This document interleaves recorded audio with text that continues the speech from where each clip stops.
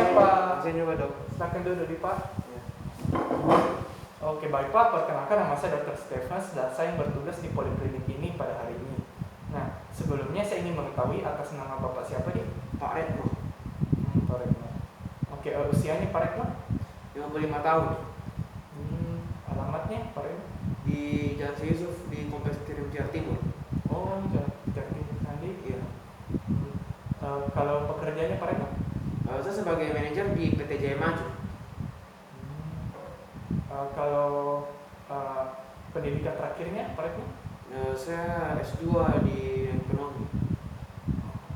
Pak Retno sudah menikah? Ya sudah. Oke. Baik, apakah ada yang bisa saya bantu pada hari ini Pak Retno? Ya, jadi akhir-akhir ini dok, 3 bulan terakhir ini itu kalau malam-malam sendiri tuh kayak mau kencing terus, kencing. Jadi Pak Retno juga sering terganggu ya tidur karena kencing-kencing. Iya. Bisa sampai berapa kali? 3-5 kali. Sejak kapan ini Pak Retno? 3 bulan terakhir ini. Kalau kencing-kencing ini sering rasa nyeri juga atau tidak? Tidak. Oke. Selain keluhan kencing-kencing ini, apakah 3 bulan terakhir ini juga Pak Retno sering merasa cepat haus atau tenggorokan kering? Iya. Merasa kering? Iya. Sekali. Kayak sering gitu. Kalau nafsu makannya ya Pak Retno? Nafsu makanku saya meningkat. Kayak makin cepat lapar gitu. Oh, cepat lapar ini. Berarti naik juga ya berat badannya Pak Retno ini karena naik juga nafsu makan. Nah, itu tidak naik dok, malah turun. 3 bulan terakhir ini Pak Retno ada ukur tidak turun berat badannya? Iya, turun sekitar 5 kilo. Oh, 5 kilo. Iya. Jadi perlahan-lahan jadi. Iya. Selain itu apakah Pak Retno belakangan juga ada rasa seperti sakit kepala, sering sakit kepala atau pusing? Tidak sih. Kalau rasa penglihatan, kalau penglihatannya Pak Retno belakangan baik atau merasa makin buram? Baik-baik sih.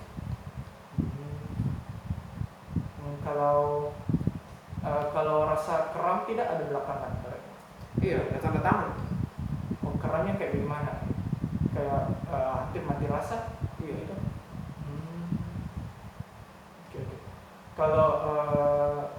Kalau rasa gatal-gatal tidak belakangan ada tidak? Tidak sih. Kalau riwayatnya Pak Retno sebelumnya ada tidak seperti kena penyakit gula atau penyakit jantung, hipertensi begitu? Tidak ada. Oh, tidak. Jadi kalau keluarganya Pak Retno ya, apakah ada riwayat seperti penyakit hipertensi, asam urat atau penyakit gula? Iya, ibu saya kena penyakit gula. Oke. Kalau riwayat alerginya Pak Retno ada tidak? Tidak ada sih. Kalau sering merasa lelah begitu Pak Retno atau tidak sih? Iya, setiap pagi tuh kalau langsung kerja itu kayak lelah sekali dengan ngantuk. Oh, 3 bulan terakhir ini? Iya. Oke. Pak Retno belakangan ini juga ada konsumsi obat-obatan atau tidak? Tidak.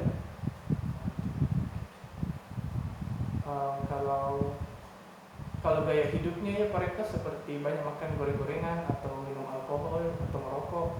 Tidak gitu ya. Tidak. Iya. Oke, jadi berdasarkan dari cerita dan keluhannya dari Pak Retno, saya menduga besar ini Pak Retno sedang mengalami kondisi penyakit gula.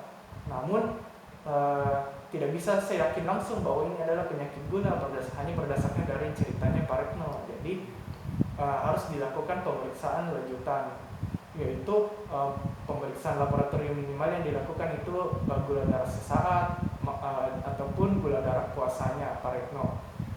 Jadi sebelum menjalani pemeriksaan saya juga mengimbau Pak Retno untuk mengurangi porsi makannya, terutama makanan yang mengandung banyak karbohidrat seperti mengonsumsi banyak kentang atau mengonsumsi banyak nasi, Pak Retno saya minta dikurangi dulu. Ya. Nah, nanti saya akan merujuk Pak Retno untuk menjalani pemeriksaan gula darah di laboratorium yang saya rujuk. Ya.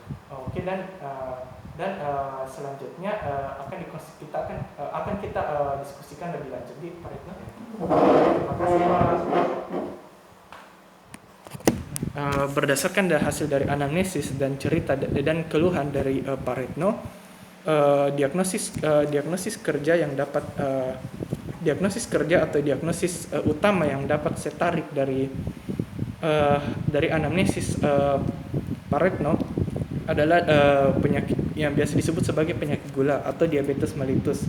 Nah, yang paling memungkinkan ataupun diagnosis kerjanya adalah diabetes mellitus tipe 1 tipe 2, karena Pak Retno sebelumnya belum pernah mengalami riwayat yang seperti ini, mengalami seperti riwayat penyakit gula darah sejak kecil. Maka beberapa diferensial diagnosisnya juga adalah diabetes mellitus tipe 1.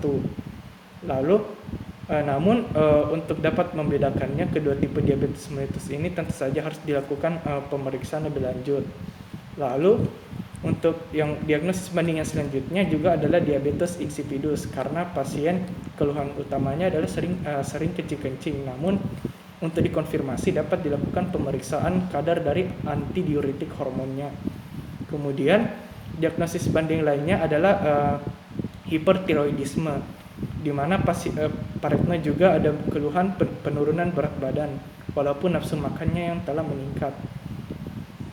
Dan setelah diagnosis banding tersebut perlu disingkirkan ataupun perlu dikonfirmasi dengan pemeriksaan lanjutan, contohnya pemeriksaan laboratorium. Untuk hipertiroidisme misalnya dapat dilakukan pemeriksaan kadar TSH dan kadar FT4. Nah, sekian untuk teknik-teknik dari anamnesis pada pasien dengan kecurigaan diabetes mellitus tipe 2. Terima kasih.